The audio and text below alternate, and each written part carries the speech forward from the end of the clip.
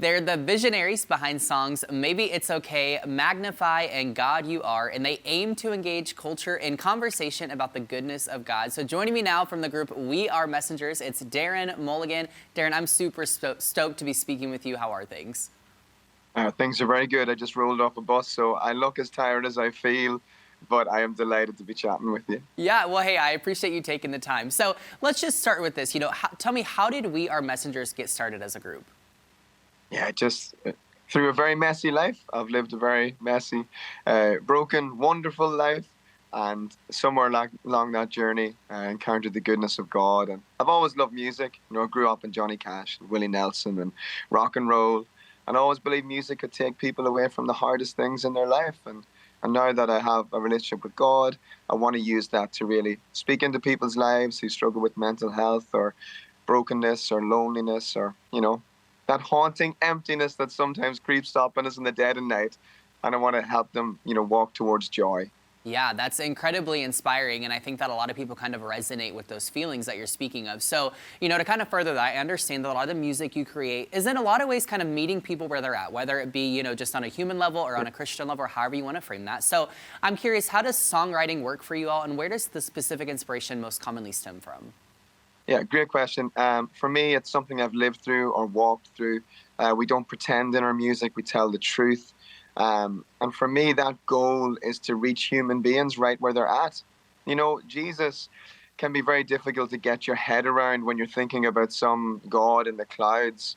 But when you see him as a man in flesh and blood, hanging out with the lost and the least and the lonely, it's very easy for me to write songs for the lost, the least and the lonely, because I am one of them. And I just want to remind people that there is hope, like real, genuine hope, not some Jesus that is co-opted into our political decisions. Sure. We have a Jesus who loves everybody right where they're at and has a place ready for them at the table. Yeah, I think that's beautiful. Really kind of humanizing, that image for a lot of people. So I would have to say my personal favorite song of yours that I play often in the car on the way to work is the song God You Are.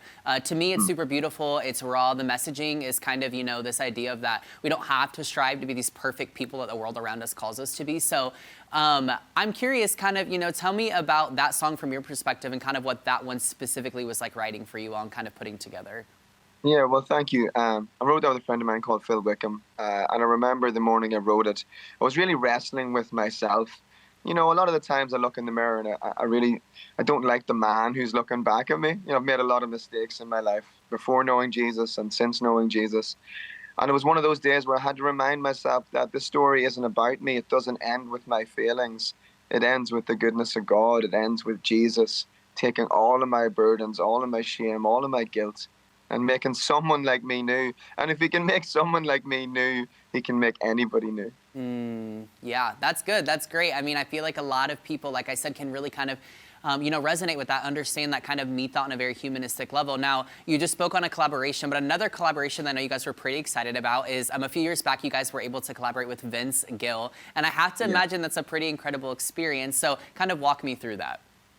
Vince is an absolute legend of a man. And, the day we went over to Vince's house, what's beautiful about that collaboration is that's literally me, Vince, and my guitar player sitting around 3 mics in his little home studio, just talking about life, talking about heartache. And what you hear in that record is just first take, 3 guys just going at it. And I would say this, sometimes when you meet your heroes, you're really disappointed. But when I met Vince Gill, I couldn't believe what a kind, generous, decent man he truly is. And so, yeah, it really reminded me that not all your heroes will disappoint you, and sometimes the good guys win.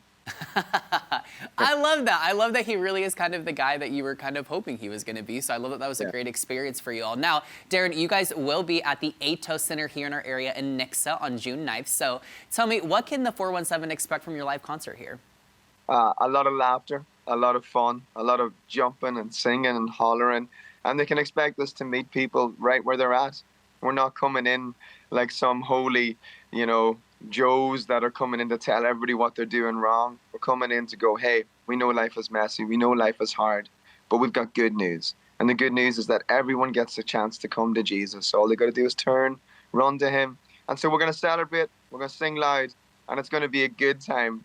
There's never a We Are Messengers show that is a bad time. We believe that Jesus is where the joy is, and that's what we'll be chasing down.